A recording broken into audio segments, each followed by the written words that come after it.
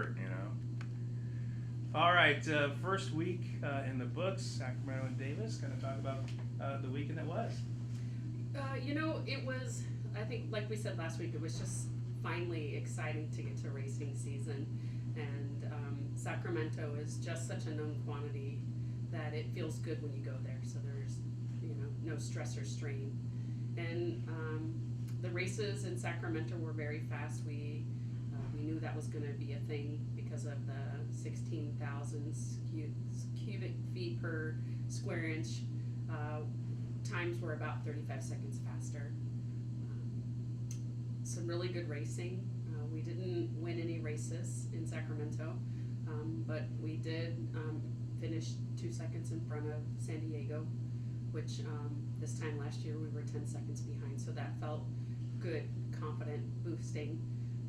And San Diego, I think, was taken a little bit back by surprise. So we know that they're at home training, so that when we meet up in 3 weeks in central Oklahoma, that they hope to reverse that. All of our new rowers going out for the first time, a lot of nerves and excitement, and we asked at the end of the day if they felt like all the training that we had done had really prepared them for racing, and they said no. So that's always a bit of a surprise for the intensity of coming down 6 boats across sprint racing style versus doing it at home in the dark. We were able to, pick up on some good technical miscues on Saturday and kind of talk about those before going into racing on Sunday. And on Sunday we had some really nice performances, a lot less pressure than being at Sacramento. So we picked up quite a few wins in Davis. Get the big fun to work out. Talk about how the build off of Sacramento Davis heading into your home regatta next week. Well, we have a 1 week of school, and then we'll go into spring break training. And at the end of spring break is our home regatta. This is unusual for us because normally we're in Sacramento over spring break. So we'll be home this year and hope to get in a lot of really good training. And then at the end of the week we'll race. And when you train over break, of course you get to sleep in your own bed, and you don't practice at 5 o'clock in the morning. So we expect to get in some really good practices, weather permitting. But then what it does on the tail end, of course, is that your team's probably going to be a lot more fatigued than they would be if you were racing as a standalone regatta. So we're just trying to prepare the students for that eventuality, because we don't really want to let up on training. It's just too early in the season to lose some good water time. Anytime you travel, you're always going to miss a really good practice the day that you leave, and a really good practice the first day that you come back. So we want to capitalize on spring break training. A lot of smaller programs will be coming this year. It won't be as big as last year. Yeah, last year was very big, and so it'll be small, kind of intimate. And then maybe 3 or 4 days after home regatta, the travel squad that's going to central Oklahoma will leave, and then 2 weeks later going to Eugene for Covered Bridge. So we're just, it's a short season, so you have to be fierce in your training, and that's what we're going to try to do. You said weather has impacted you and your training, and how important will it be to get out on the water leading up not only for your home regatta but also going to Oklahoma? Yeah, Oklahoma City is definitely known for windy conditions. When we went last year, we were supposed to race on Saturday, and there was a big storm moving through. They do call it Tornado Alley, so it's not surprising. So we were pretty nimble last year, and we raced on Friday night instead of racing on Saturday morning.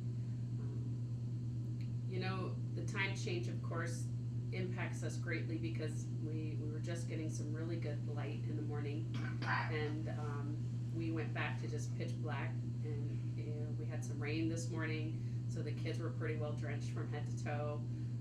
There was wind in the forecast, and that came up.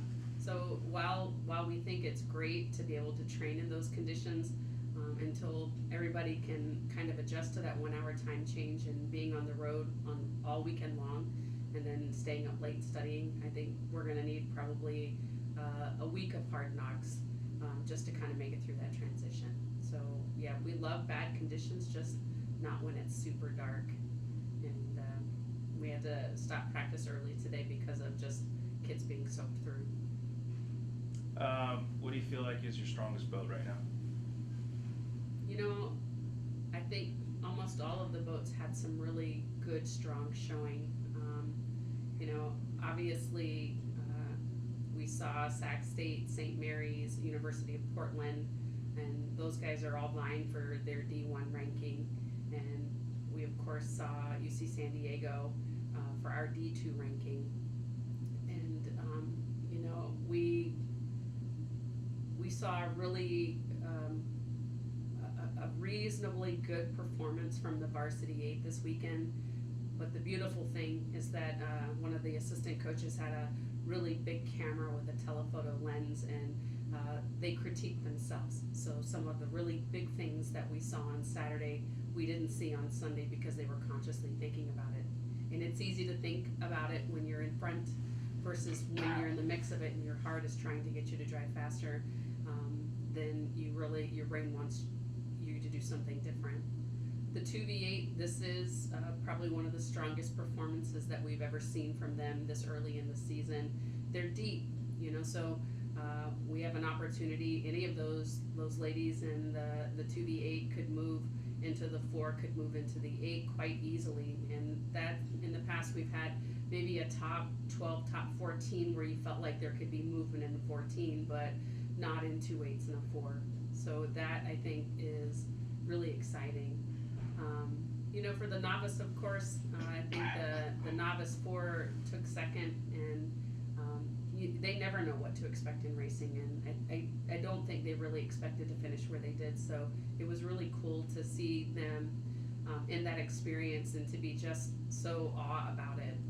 And then the 3V novice 8, they had a fairly good race, but the last couple of races of the day, the headwinds did start to come up, and but overall, you know, I think we were pretty pleased with Sacramento. And with Davis, of course, you know, that was supposed to be really poor conditions, and it turned out to be beautiful, a little bit of a headwind, and a lot of really strong performances. Great, that's all I got.